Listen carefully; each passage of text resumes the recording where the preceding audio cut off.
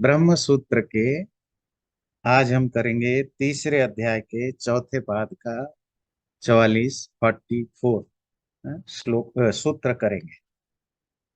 पिछली बार जो हमने तीन चार टॉपिक सूत्र का डिस्कशन हुआ था, वो बड़ा इंटरेस्टिंग टॉपिक था।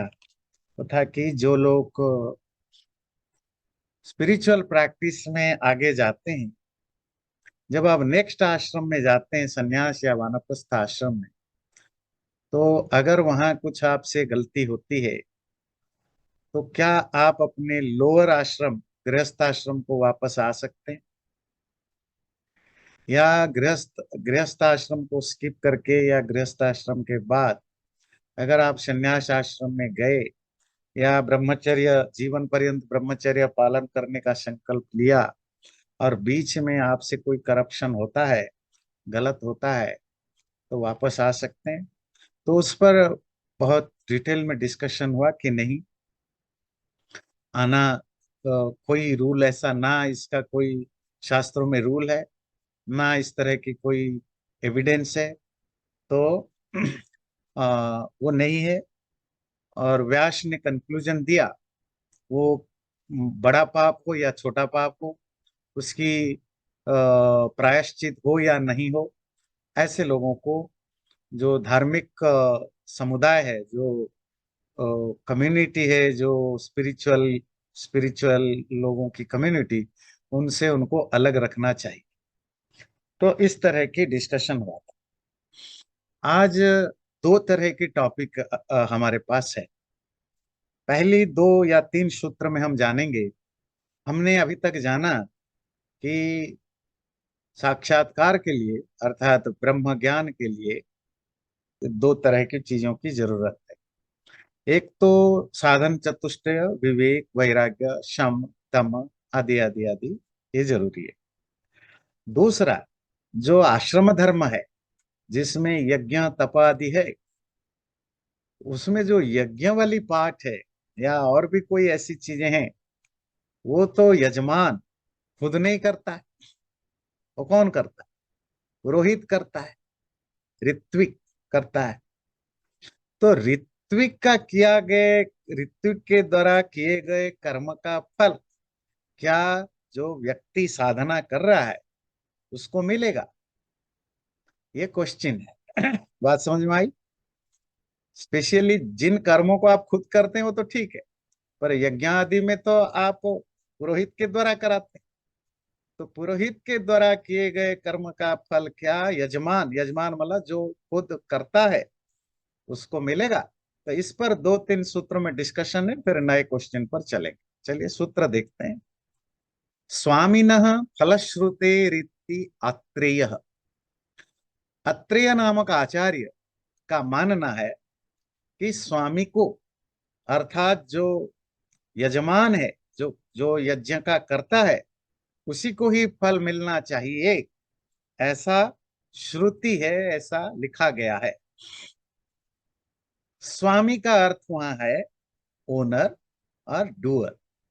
देखिए कोई यज्ञ, या जैसे आज की भाषा में कहें, आजकल तो यज्ञ का बहुत रेयर हो गया है, पूजा पाठ जो आप कर, तो आप पुरोहित के द्वारा जो कार्य कराते हैं, जो पूजा या यज्ञ कराते हैं, उसमें पुरोहित तो कर रहा होता है, फल किसको मिलेगा?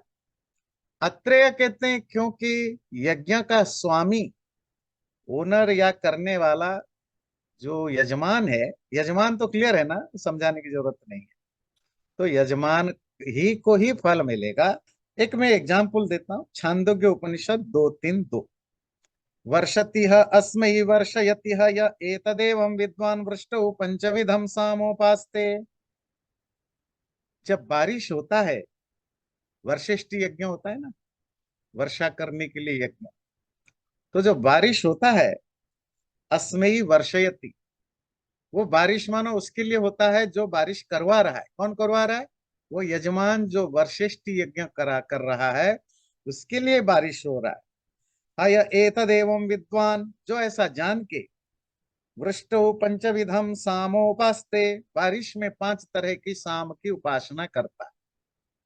अर्थात वशिष्ठ यज्ञ कौन कराता है? कोई राजा कराता है, मतलब जो यजमान है, वो राजा हो, जमींदार हो, आम आदमी हो, जो भी।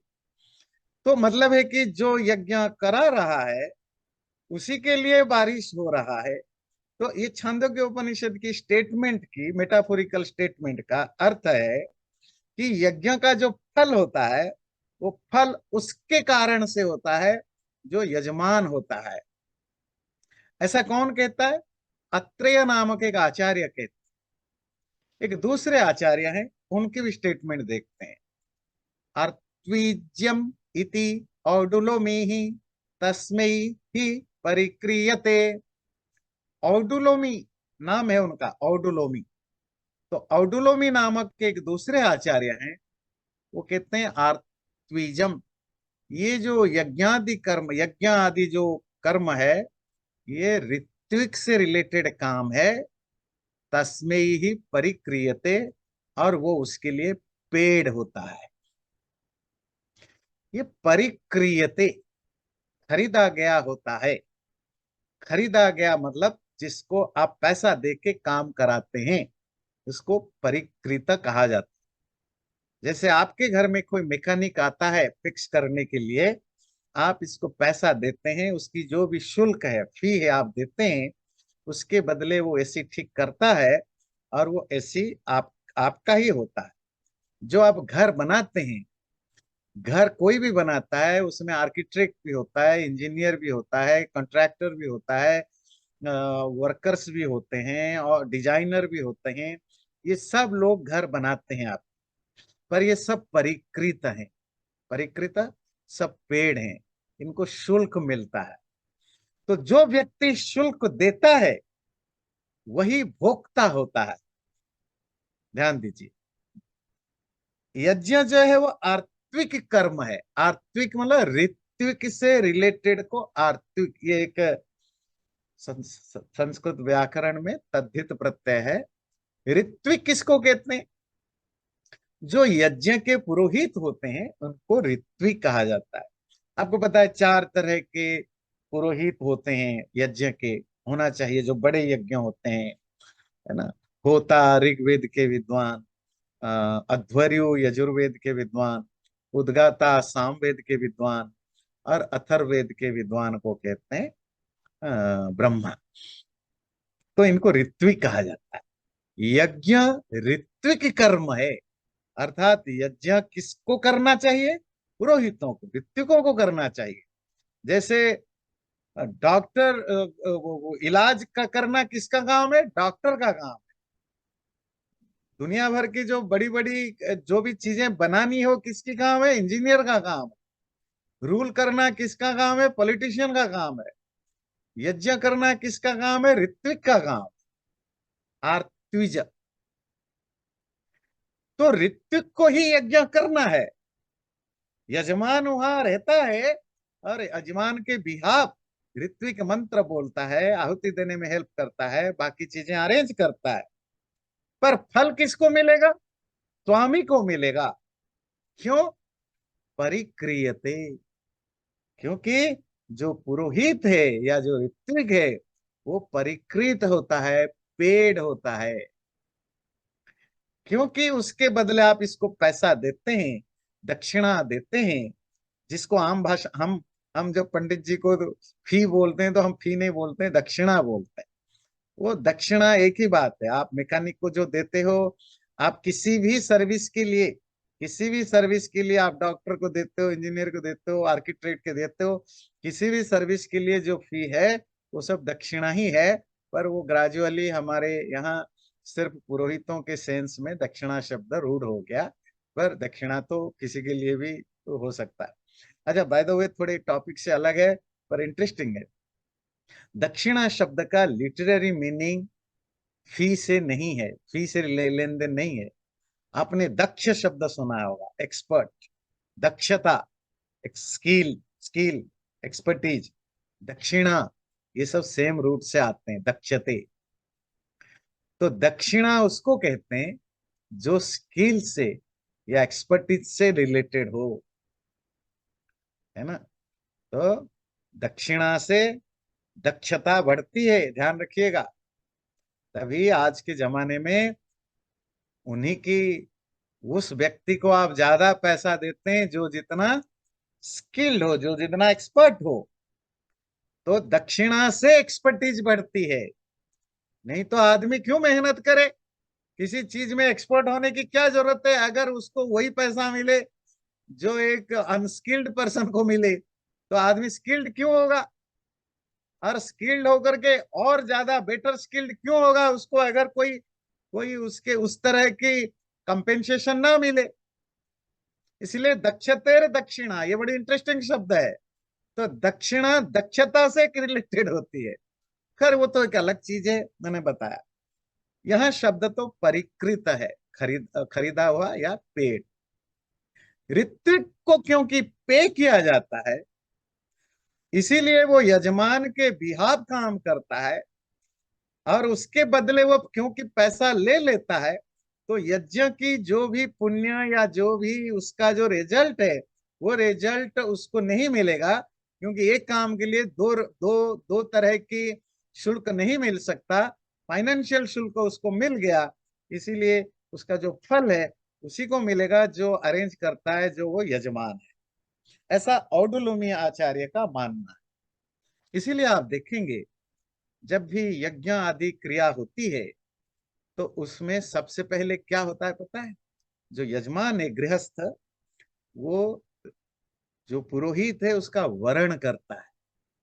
इसको कहते हैं ऋत्विक वरण या पुरोहित वरण।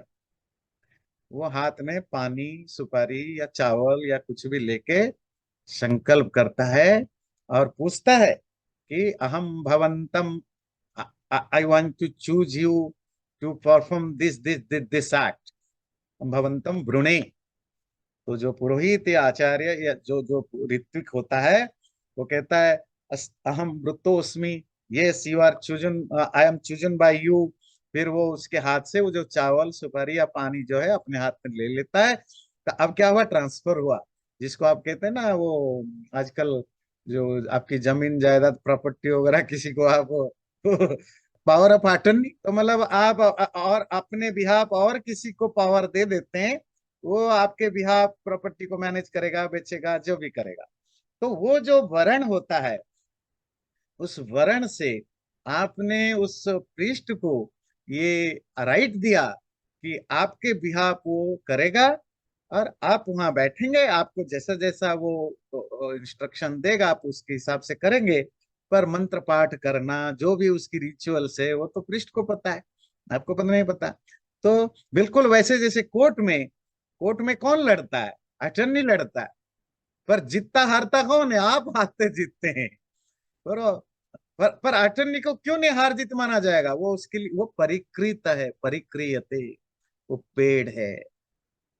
तो इसी तरह ऋत्विक को जब आप वर्ण कर लेते हैं, वर्ण के बाद उसको आप पारिश्रमिक, उसका पे दे देते हैं, तो यजमान को उस कर्म का फल मिलेगा। पर ध्यान रखिए, अंडरलाइनिंग है, अगर ऋत्विक को आपने पे किया नहीं या उसको कम किया, तो फिर तो वो सारा फल उसी को मिलेगा, आपको नहीं मिलने वाला। बड़े सारे कंजूस लोग होते हैं, देते नहीं है। तो फिर वही सीधी सी बात है, आप जब तक उसका फी पूरा नहीं दोगे, तो उस यज्ञ का कर फल तभी आपको मिलेगा जब आप किसी को हायर करो। अगर आपने उसको पैसा नहीं दिया, इसका मतलब आपने हायर नहीं किया, तो वो कर्म उसका होगा, वो अगर भक्ति से करता है। ये इंटरेस्टिंग चीज है। चलिए अब हम कुछ एग्जाम्पल लेते हैं। छांदोग्य उपनिषद 1:2-13 का कहता है, तम्ह वको दालभ्यो वेदाम चकार, सह नैमिषियानाम उद्गता बभूवो। छांदोग्य उपनिषद में एक स्टोरी आती है जिसमें दालभ्यो, दल्भ का पुत्र, दल्भ का बेटा, जिनका नाम है बक, बक। तो दल्भ का बेटा बक जब उस प्राण को जान लिया, उस आत्मा को, प्राण को जान लिया, वो नैमिष, नैमिषा जिसको आजकल नैमिषारण्य कहते हैं, जो नर्मदा के किनारे जो बड़े बड़े ऋषि मुनि जहाँ हुआ करते थे, नैमिष के एक रहने वाले सत्र याजियों का उद्गाता बन गया। वहां जो लंबे लंबे समय तक यज्ञ करने वाले जो लोग थे, उनका उद्गाता अर्थात सामवेद के विद्वान ऋत्विक बन गया। इसी तरह छांदोग्य उपनिषद 1, 10 और 11 दोनों अध्याय में एक स्टोरी आती है। उशस्ती चाक्रायण की स्टोरी है। तो नाम है उनका उशस्ती। अच्छा, प्राचीन काल में जो लोग हो ना, उनका सरनेम तो होता नहीं था, तो या तो वो फादर से या मदर से या गुरु से आइडेंटिफाई करते थे। जैसे नाम सुना आपने दालभ्य वक, वक उसका नाम है, दालभ्य उसकी सरनेम जिसको आजकल कहते हैं, और वो दल्भ का बेटा। इसी तरह उशस्ती चक्रायण, तो उशस्ती उसका नाम है, चक्र उसके फादर का नाम है Chakrayana, that's how he is called Ushasti Chakrayana.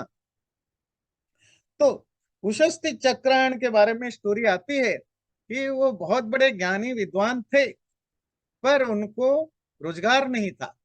तो वो बहुत परेशानी में, दुख कष्ट में जी रहे थे, मांग करके खा रहे थे। तो किसी ने उनको कहा, उनकी पत्नी ने उनको कहा, अब जाओ कहीं काम देखो। तो उन्हीं दिनों वहां के एक राजा है, राजा को बहुत बड़े यज्ञ कराना था, साम याग, और उन्होंने मैसेज भिजवाया, पर उशस्ती चक्रायण के तरफ से कोई आंसर नहीं मिला उनको। तो उन्होंने दूसरे ब्राह्मण बुला के, विद्वान बुला के उनसे यज्ञ शुरू करवा दिया। उशस्ती चक्रायण को जब पता चला उनको ढूंढा जा रहा है, तो उनकी पत्नी ने कहा, अब जाओ, इतनी गरीबी में जी रहे हो, जाएंगे तो कुछ आपको धन वगैरह मिलेगा। इतनी गरीबी थी कि वो मांग करके खाना पड़ता था। तो वो गए, तो वो सीधा यज्ञ वेदी पर गए, और जा करके जो सामवेद के विद्वान लोग मंत्र पढ़ रहे थे, तो एक एक को जा करके बोला कि ये जो आप मंत्र पाठ कर रहे हो, क्या आपने इसकी देवता को ठीक ठीक समझा है? तो वो बोले बोले अगर नहीं समझा तो बिना देवता को समझे मंत्र पाठ करने वाले का सर गिर जाता है ना? ऐसा शब्द है, शिर शिर पतिष्यति, अर्थात सर फट जाएगा, ऐसा एक ने बोला। तो उन्होंने फिर अपने दूसरे साथी को कान में बोला कि वो ऐसा कह रहे हैं। दूसरे ने तीसरे को बोला, तीसरे ने चौथे को बोला। जब वो जो भी 4-5 लोग थे सबको बोला गया, तो सबने फिर वेद पाठ बंद कर दिया। तो वेद पाठ बंद कर लिया कि फिर आप ही बताइए। तो उन्होंने कहा, नहीं, मैं तो यहाँ वृत नहीं हूँ, वृत जो वर्ण किया गया नहीं हूँ, तो मैं नहीं कर सकता। तो राजा आए, तो राजा ने पूछा, क्या है जी, ऐसी ऐसी ये कह रहे हैं ऐसा। तो बोले, आप कौन है? ना मैं उशस्ती चक्रायण हूँ, ना हम तो आपको ढूंढ रहे थे, और आप मिले नहीं, तो हमने दूसरे ऋत्विकों से करवाया। आप आए तो अच्छी बात है, आप ही कराइए। तो फिर उनका वरण हुआ। वरण होने के बाद पहले विद्वानों ने पूछा, आप ही बताइए कि इनकी देवता क्या है। तो उशस्ती चक्रायण फिर उनको समझाते हैं, फिर वो आगे की यज्ञ की कार्रवाई चलती है। तो पॉइंट ये है कि ऋत्विक का वरण होता है, और ऋत्विक के वरण के बाद वो आपके बिहाफ यज्ञ करता है, और वो यज्ञ का जो भी फल होगा वो यजमान को मिलेगा।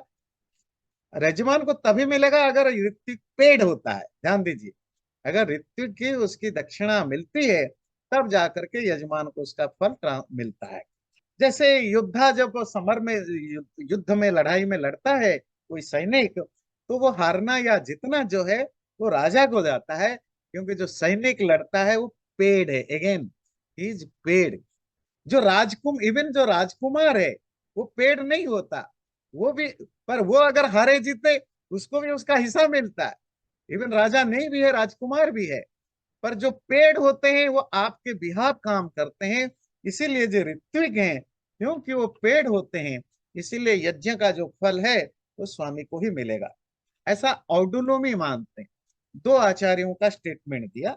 अगला जो तीसरा स्टेटमेंट है, श्रुतेश्च, और ऐसा श्रुति में भी है। श्रुति अर्थात श्रुति ग्रंथों में, श्रुति शास्त्रों में भी इसका वर्णन है। जैसे मैं एक कोट कर रहा हूं, शतपथ ब्राह्मण 1:3:1:26, याम वै काम च यज्ञ ऋत्विज आशीषमाशासते यजमानस्यैव सा। ऋत्विक लोग अर्थात यज्ञ के पुरोहित लोग जो भी आशीष, जो भी परमात्मा से प्रार्थना करते हैं या जो आशीर्वाद या भलाई की इच्छा रखते हैं, वो भलाई या कामना जो है वो यजमान की होती है। जब ऋत्विक प्रार्थना करता है मंत्र के द्वारा, हे प्रभु सद्बुद्धि दीजिए, वो सद्बुद्धि मुझे दीजिए, वहां मुझे का अर्थ है यजमान को दीजिए। बात समझ में आती है? क्योंकि वो मंत्र का जो अर्थ है, जो मंत्र वहां पढ़ा जा रहा है, जिसमें मैं शब्द है, हे प्रभु मेरी बुद्धि को प्रेरित करिए, बोलता तो यजमान है। क्योंकि वो वहां उसके बिहाफ बोल रहा है, तो इसीलिए वो यजमान के लिए ही वो प्रार्थना कर रहा है। बिल्कुल वैसे कोर्ट में जब वकील बोलता है, सर मुझे आप बेल दे दीजिए, मुझे मतलब मेरा जो कस्टमर है उसको बेल चाहिए, सर मैंने कोई गुनाह नहीं की, मैंने मतलब जो मेरा जो जिसके बिहाफ में कोर्ट में लड़ रहा हूं उसको बेल दीजिए।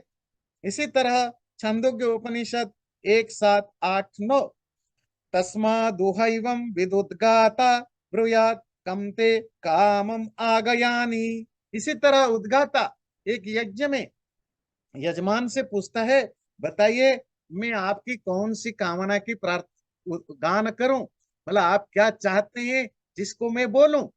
तो ऋत्विक अगर पेड़ है, अंडरलाइनिंग है, अगर पेड़ है तो फिर ऋत्विक के द्वारा किया गया कर्म का फल पुरोहित यजमान को ही मिलता है। इस तरह जो कंक्लूजन है 3 सूत्रों में कि यज्ञ के कर्ता जो यजमान है वही भोक्ता है, उसी को ही फल मिलेगा। ऋत्विक उसको असिस्ट करते हैं, व ऋत्विक उनके बिहाफ जो कर्म करते हैं, और वो परिकृत होने से, पेड़ होने से, उनको पारिश्रमिक मिलने से यज्ञ का फल उनको नहीं मिलेगा। अगला है कि नए टॉपिक अगला सूत्र से होगा। सहकारी अंतर विधि पक्षेण तृतीयम तद्वतो विद्यादिवत।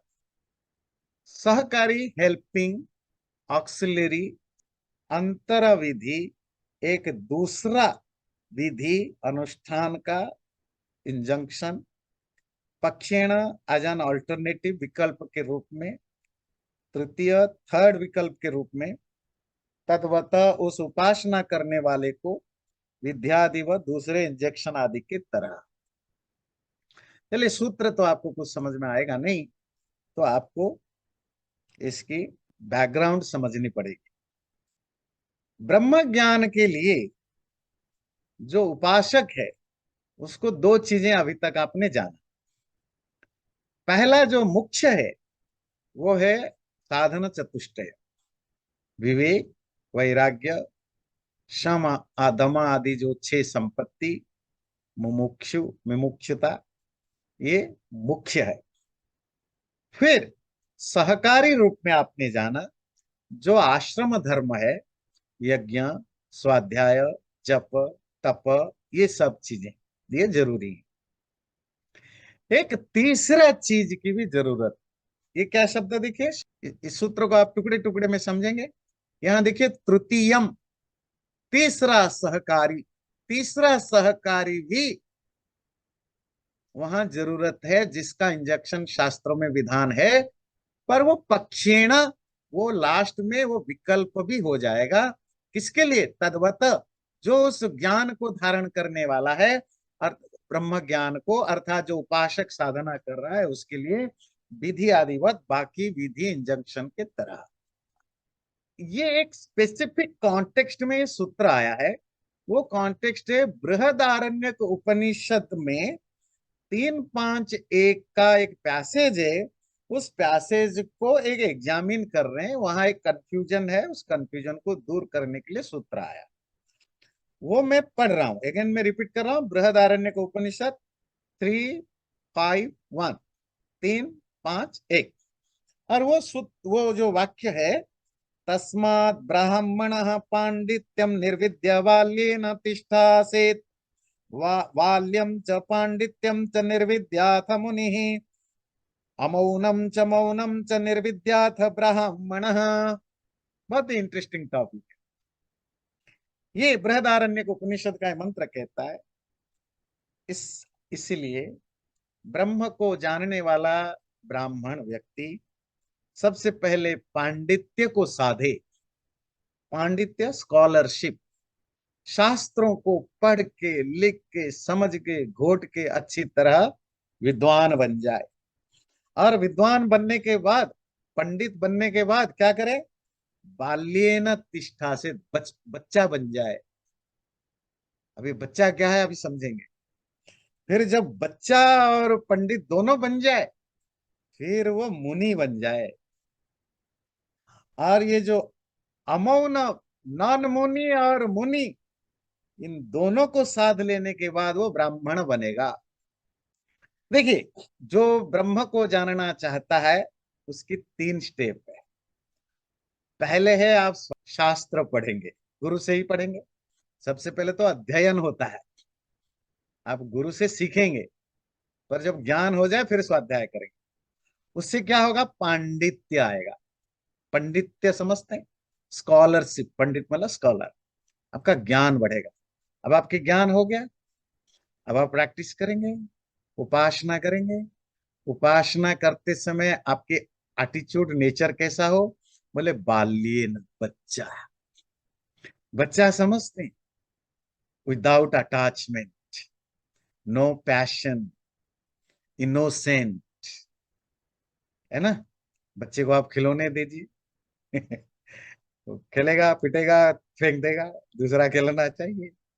आप इसको डॉलर पकड़ाइए, आप कहेंगे $100, वो फाड़ फूड़ के फेंक देगा मैटेरियल चीजों में बच्चा आसक्त नहीं होता। बच्चे के अंदर कोई आपके प्रति ना प्यार या नफरत नहीं है। वो जो कुछ आपसे प्यार या नफरत दिखाता है वो सब रिएक्शन है, अंदर जीरो है। अभी रोएगा, खाना खिला दिया, खुश हो गया, फिर मैंने आपको प्यार करने लग जाएगा। वो रोता है खाने के लिए, उसके साथ कुछ चोट लगता है उसको एक्सप्रेस करने के लिए। तो जो ज्ञानी विद्वान, जो स्पिरिचुअल मार्ग में जाए, वो कैसा बने? अंदर से बाल्य, बचपन में चले जाए, इनोसेंट से भर जाए। इनोसेंट से सिंप्लिसिटी, उसको दुनियादारी में बढ़िया कपड़े पहनो, मेरा बढ़िया घर हो। आप इसको नई गाड़ी ला करके बच्चे को दिखा दो, वो जाएगा ठोक पीटेगा, उसके बाद जो भी मिलेगा उसको ठोकेगा पिटेगा आप इसको मोटे मोटे पैसा पकड़ा दो, वो उसको फाड़ फूड़ देगा, खेलेगा, फाड़ फूड़ देगा।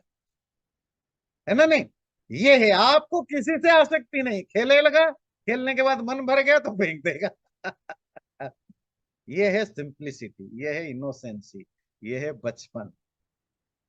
अब जब आप उपासना में लगे रहे, ज्ञान हुआ, उपासना हुआ, अब जब ये दोनों को साध लिया, फिर आगे कहते हैं मुनि व्रत अपनाओ। अब ये मुनि क्या होता है? मुनि, मननात् मुनि, मनन करना, निधिध्यासन करना, माइंड को फोकस करना। तो अभी तो आप विवेक, वैराग्य आदि साध रहे थे बचपन में, बाल्य व्यवहार, और पांडित्य साधा। पांडित्य और बाल्य, ये दोनों जब हो जाए, अब जो आपने पढ़ा लिखा, जो श्रवण किया था, जिसको आपने मनन किया था, सुना, समझा, फिर घर में जाके उसको रिफ्लेक्ट किया, उसको डेली उसके बारे में सोचा, फिर अब टाइम आ गया निधिध्यासन पर। उस पर आपको फोकस करना है, उसको अपने अंदर, उसी में आपको मेडिटेट करना है जो आपने समझा। तो श्रवण, मनन, निधिध्यासन, ये जो मनन से ऊपर, मनन और मनन से ऊपर ये एक्टिविटी करने वाले को मुनि कहते हैं। मुनि के कार्य को क्या कहते हैं पता है? मुनि का जो नेचर है, मुनि का जो स्वभाव है, अगर तद्धित प्रत्यय लगाएं क्या बनेगा पता है? मौन। मौन आप आम भाषा में किसको बोलते हैं? साइलेंट। जब आप निदिध्यासन में जाएंगे, सबसे पहला रिफ्लेक्ट आपकी बॉडी लैंग्वेज में क्या दिखेगा? आप साइलेंट हो जाएंगे। ये जो मौन शब्द चलता है ना भाई, मौन रहो, ये मौन का एक्चुअली मतलब होता है मुनि की तरह रहो। चुप हो जाओ। चुप क्यों हो जाओ? जब आप निदिध्यासन में हो, मेडिटेट कर रहे हो, जो जो आपने समझा, तो उस समय आप कहाँ बोलोगे? साइलेंस। तो ये है मुनि बन जाओ। और जो ब्राह्मण, इसी इसी वाक्य का लास्ट लाइन है, मौनम च निर्विद्य अथ ब्राह्मण। जब व्यक्ति मुनित्व को प्रैक्टिस करे, मुनित्व मतलब निधिध्यासन को, और अमौनम जो मुनित्व नहीं है, वो क्या है? पांडित्य और बाल्य। मैं थोड़ा टर्मिनोलॉजी ही यूज कर रहा हूं, पांडित्य, बाल्य, मुनि। आई होप आप समझ पा रहे, नहीं तो मुझे पूछ लीजिए। तो पांडित्य और बाल्य ये अमौन है, ये मुनि, नॉन मुनि प्रैक्टिस है। और मौन ये मुनि प्रैक्टिस है। ये दोनों को जब आप प्रैक्टिस कर लोगे, तो आप क्या बनोगे? ब्राह्मण, ब्रह्म ज्ञानी बनोगे। ये बृहदारण्यक उपनिषद 3.5.1 का है। तो इसमें दो इंटरेस्टिंग शब्द आया, वो आपके भी काम के हैं। अमौन प्लस मौन इज इक्वल टू ब्राह्मण। अमौन में क्या आया? जो मुनिशिप नहीं है, शास्त्र का अध्ययन, पांडित्य जिसको कहते हैं, ज्ञान, है ना, और बाल्य, उपासना जिसको आप कहते हैं, उपासना। क्योंकि उपासना में ही तो आप बाल्य इनोसेंट हो पाएंगे। भक्ति क्या चीज है? जिसको भक्ति आजकल एक्सक्लूसिव भक्ति के रूप में प्रमोट करते हैं, वो भक्ति का एक्चुअली अर्थ क्या है? समर्पण। जब आप समर्पण कर देते हैं, तो आपके अपना कुछ बचता नहीं। जब कहते हैं तू ही तू, मैं भी तेरा, तो फिर तुम्हारा क्या है? कुछ नहीं है। यही है इनोसेंसी, यही है चाइल्डहुड नेचर, है ना? नहीं तो सब माँ बाप के ऊपर छोड़ दिया, मुझे कोई टेंशन नहीं है, मुझे खाना मिल जाए, छुट्टी, मेरा पुप्पू ठीक कर दो तो खुशी, है ना, मुझे तकलीफ ना दो, बस यही है आम बात, बचपन। तो उपासना, तो पांडित्य, ज्ञान, बाल्य, उपासना, ये अमौन प्लस मौन, निदिध्यासन, मेडिटेशन इक्वल टू ब्रह्म ज्ञान। देखो कितना सिंपल है मैथमेटिक्स। अमौनम च, मौनम च निर्विद्य अथ ब्राह्मण। अमौन प्लस मौन इज इक्वल टू ब्राह्मण। और अमौन में दो पार्ट हो गया, बाल्य और पांडित्य। ये क्लियर हुआ, बाल्य एंड पांडित्य। तो ये सूत्र कहता है, अभी तक तो अपने जो हमने डिस्कशन किया, उसको अमौन कैटेगरी में आप रखेंगे। क्योंकि जो पांडित्य है वो ज्ञान है, श्रवण मनन तक जाएगा। और जो बाल्य शब्द कहा, वो उपासना में जाएगा। तो तीसरी कैटेगरी, जो तीसरा ब्रह्म ज्ञान के लिए इंस्ट्रूमेंट है, वो है मुनित्व, निधिध्यासन। तो कंक्लूड हुआ कि ब्रह्म ज्ञान के लिए तीन साधन है, तीन इंस्ट्रूमेंट। प्रथम, यज्ञ, स्वाध्याय, तप आदि आश्रम धर्म, जो कि असिस्ट करते हैं। दूसरा जो मेन है, वो है आपकी शम दम आदि जो साधन चतुष्ट है। और तीसरा है जिसमें आपकी निधिध्या, श्रवण मनन निधिध्यासन, जो आपने पढ़ा, सुना, जाना, उसको निधिध्य, उस पर फोकस करना, उस पर मेडिटेट करना। तो ये जो तीसरा पार्ट जो है, तीसरा भी सहकार्य है। अब आपको सूत्र समझ में आएगा। सूत्र देखिए, सहकारी अंतर विधि ही पक्षेण तृतीयम तद्वतो। तद्वतः, उस ज्ञान वाले, ब्रह्म ज्ञान की प्राप्ति प्राप्ति करने वाले व्यक्ति के लिए तीसरा सहकारी, तीसरा जो जो साधन है, वो अंतर विधि, वो और एक विधि है, एक थर्ड विधि है, पर वो पक्षेण भी है। पक्षीण मतलब विकल्प। विकल्प क्या है, मैं बाद में समझाऊंगा। दूसरे विधि और निषेध की तरह, विधि निषेध मतलब पॉजिटिव इंजंक्शन और नेगेटिव इंजंक्शन ना, क्या करना क्या नहीं करना, इस तरह। तो यहां तक तो आप समझ गए कि एक तीसरे विधान, तीसरा इंजंक्शन है, वो है मुनित्व, निदिध्यासन। बाकी तो क्लियर हुआ ना आजकल। वैसे मुनि और ऋषि में क्या फर्क है, आप समझ में आ गया होगा। ऋषिर दर्शनाथ, जिसने रियलाइज कर दिया वो ऋषि। मुनि मननाथ, जो अभी प्रोसेस में है, जो मेडिटेशन में प्रोसेस में है ना। नहीं तो एक ये अभी एक एक साइंटिस्ट जो अभी रिसर्च कर रहा है, वो भी साइंटिस्ट कहलाता है। जो कुछ अचीव कर लिया, सब साइंटिस्ट तो अचीव नहीं कर पाते, बहुत फेल होते हैं, बार बार फेल होते हैं। कुछ तो बार बार रिसर्च करने पर भी अचीव नहीं कर पाते हैं। पर इसका अर्थ नहीं कि आप इनको साइंटिस्ट नहीं बोलेंगे, पर कोशिश तो बहुत लोग करते हैं। तो सब मुनि है, और जिसको अचीव हो गया वो ऋषि है। पर मुनि ऋषि एक ही कैटेगरी में आते हैं, एक प्रोसेस में है, एक को किसी को अचीव। अब जो लास्ट वाली बात है पक्षेण, ये विकल्प है। जैसे आपने जाना ब्रह्म ज्ञान के लिए शम दम आदि तो जरूरी है, यज्ञ दान तप आदि। अगर आप गृहस्थ आश्रम से रिलेटेड हैं तो आपको करने की जरूरत है। अगर आप गृहस्थ आश्रम में नहीं है, संन्यास आश्रम में चले गए हैं, तो आपके लिए विकल्प है। विकल्प मतलब अल्टरनेटिव है, आपकी इच्छा, आप करें या ना करें। ये जो निदिध्यासन, जो मुनित्व है, वो जब आपको ब्रह्म ज्ञान हो जाए, उसके बाद वो विकल्प बन जाता है। अब आपको निदिध्यासन करने की जरूरत नहीं। आप चाहो तो करो, ना करो, इट्स अप टू यू। पर एक बार आपने अपने माइंड को उतना फोकस्ड करके उसको रियलाइज कर लिया, अब आपको निदिध्यासन की प्रैक्टिस करने की जरूरत नहीं है। तो वो विकल्प है। पर शम दम आदि ये विकल्प नहीं है।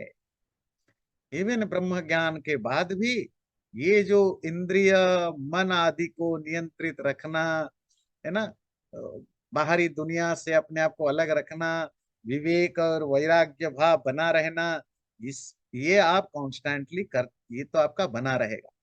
बाकी चीजें जो यज्ञ तप आदि संन्यास लेवल पर चले गए, विकल्प हो गया, छोड़ने का नहीं, विकल्प हो गया, आपके ऑप्शन हो गया। और निधिध्यासन, ये भी ब्रह्म ज्ञान के बाद ऑप्शन हो गया। पर इसमें लोगों को एक कंफ्यूजन हो सकता है, दूर करना जरूरी है। शास्त्र जब कहते हैं विकल्प हो गया, इसका अर्थ नहीं कि आप छोड़ दीजिए। शास्त्र ये एक्सपेक्ट करता है विकल्प होने पर भी जरूर इनको करते रहिए। क्यों? गीता के दूसरे अध्याय में श्री कृष्ण की स्टेटमेंट को याद रखिए। जब श्री कृष्ण कहते हैं मुझे अब आप कुछ करने की जरूरत नहीं है, और मैं क्यों करता हूं? लोक संग्रहार्थम। लोक, क्योंकि अब लोग मुझे आदर्श मानेंगे, तो जैसा मैं करूंगा लोग वैसे करेंगे। जो ऋषि मुनियों को लोग आदर्श मानेंगे, जो नई पीढ़ी लाएगा, जो नेक्स्ट जनरेशन आएगा, जो आपकी तरह, जो जिसको प्रैक्टिस करना है, वो ऋषि मुनियों के आचरण को देखेगा। अगर वो कुछ करते नहीं है, ना यज्ञ करते, ना तप करते, ना दान करते, ना मेडिटेशन करते, तो फिर उनको लगेगा कि इनकी जरूरत नहीं। तो नए जनरेशन को, दूसरे लोगों को, कम जानने वाले लोगों को, अनजान लोगों को, इन जनरल वे, आम जनता को मोटिवेट करने के लिए, आपको जरूरत ना होने पर भी लोक संग्रह के लिए, लोगों के अंदर मोटिवेशन लाने के लिए, ऋषि मुनि तपस्वी आत्मज्ञानियों को ये सब काम करते रहना चाहिए। उनको अंदर से जरूरत ना भी हो तो भी करते रहना चाहिए। बात क्लियर हुई? एक मैं बृहदारण्यक उपनिषद 4:4-23 को कोट कर रहा हूं। एष नित्यो महिमा ब्राह्मणस्य न कर्मणा वर्धते नो कनियान। ये ब्राह्मण की महिमा है। ब्राह्मण समझ में आ रहा है ना, ब्रह्मज्ञानी। शर्मा जी की तरफ ना चले जाना, है ना। तो ब्रह्मज्ञानी, ब्रह्मज्ञानी की ये नित्य महिमा है, एक परमानेंट महिमा है, ग्लोरी है। क्या? न कर्मणा वर्धते न कन्या। ना अब वो कर्म से बढ़ता है, ना कर्म से घटता है। ना उसकी कर्म संस्कार तो डेवलप नहीं हो रहे, ना कर्म से उसकी कोई इंक्रीज कुछ डेवलप होगा, ना कोई डिक्रीजमेंट होगा। कर्म सिर्फ जनसंग्रह, लोक संग्रह के लिए। तस्यैव स्यात् पदवित्तं विदित्वा न लिप्यते कर्मणा पापकेन। जो उसको जान लिया, उस परम तत्व को जान लिया, जानने के बाद वो उन कर्मों को करते हुए भी कर्मों से लिपटा नहीं है, वो क्लिंज्ड नहीं होता, चिपकता नहीं है, किसी भी पाप से ऊपर रहता है। ये बृहदारण्यक उपनिषद 4:4-23। तो कंक्लूजन हुआ कि हमने एक